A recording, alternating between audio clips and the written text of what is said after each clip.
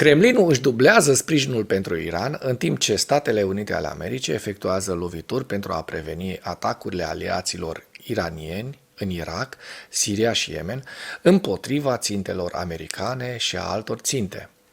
Ministerul rus al afacerilor externe a profitat din plin de această lovitură, de aceste lovituri americane, condamnându-le și catalogându-le ca atacuri de răzbunare ale Statelor Unite împotriva pozițiilor miliției susținute de Iran în Irak, Siria și Yemen pe 3 februarie. Statele Unite au lansat o serie de atacuri aeriene de represalii împotriva țintelor din Irak, Siria și Yemen pe 2 și 3 februarie, în urma unei lovituri cu drone din data de 28 ianuarie a unei miliții irakiene susținute de Iran, care a ucis 3 militari americani în nord-estul Iordaniei. Purtătorul de cuvânt al Ministerului Afacerilor Externe a Rusiei, Maria Zaharova, a condamnat atacurile drept un act flagrant de agresiune americano-britanică și a susținut că ele demonstrează natura agresivă a politicii Statelor Unite și desconsiderarea totală a dreptului internațional.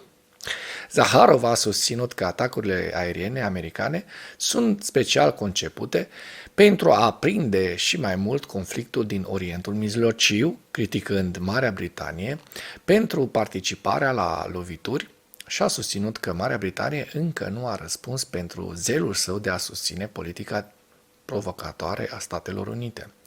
Mass media de stat rusă a raportat pe larg despre consecințele loviturii și a amplificat rapoartele și condamnările statelor irakiene, iraniene și siriene ale atacului.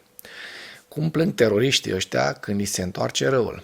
Cu siguranță, loviturile americano-britanice au produs mare deranj și pierderi din moment ce și rușii le plâng de milă.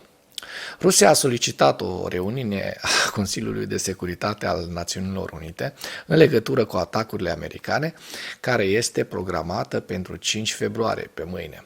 Rusia își armonizează frecvent invocarea dreptului internațional pentru a submina activitățile legitime ale SUA în Orientul Mijlociu. Mai există ONU unde să plângă statul terorist sovietic rus? Cât tupeu! Câtă ipocrizie! Ceva este total greșit pe lumea asta, fraților. Să ajungă tiranul și torționarul să se plângă. Sâmbătă, armata Statelor Unite și a Marii Britanii, cu sprijinul aliaților lor, a mai dat o lovitură împotriva grupării teroriste Houthi din Yemen.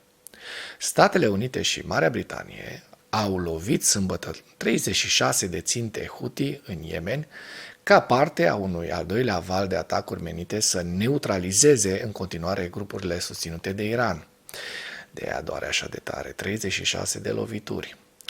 Ultimele lovituri împotriva Houthi, efectuate de nave de război și avioane de luptă, au urmat vineri prin un atac aerian în Irak și Siria, care a vizat alți militanți susținuți de Iran ca răspuns la un atac cu drone care a ucis 3 militari americani în Iordania weekendul trecut. Țintele Houthi au fost localizate în 13 zone diferite și au fost lovite de avioanele de luptă americane F-18 de la portavionul american USS Dwight D.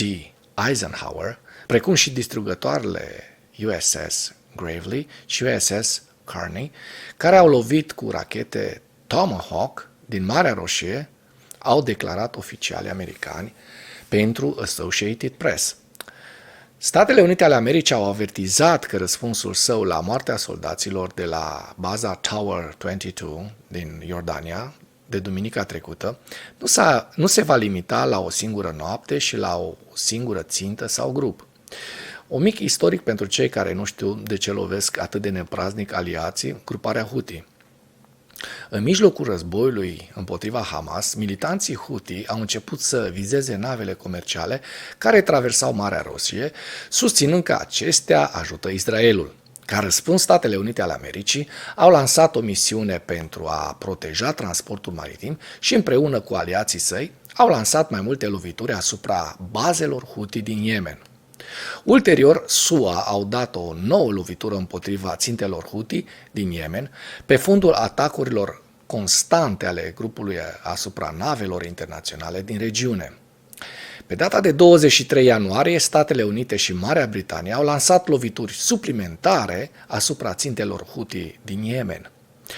Toate aceste măsuri sunt menite să protejeze comerțul global și să nu afecteze economic atât Occidentul cât și China. De aceea nu o să auziți China condamnând Statele Unite pentru aceste lovituri care le protejează și lor, bineînțeles, exporturile către lumea occidentală. Mulțumesc pentru vizionare. Dacă vrei să susții acest canal, abonează-te la Animatura. Apreciez mult asta.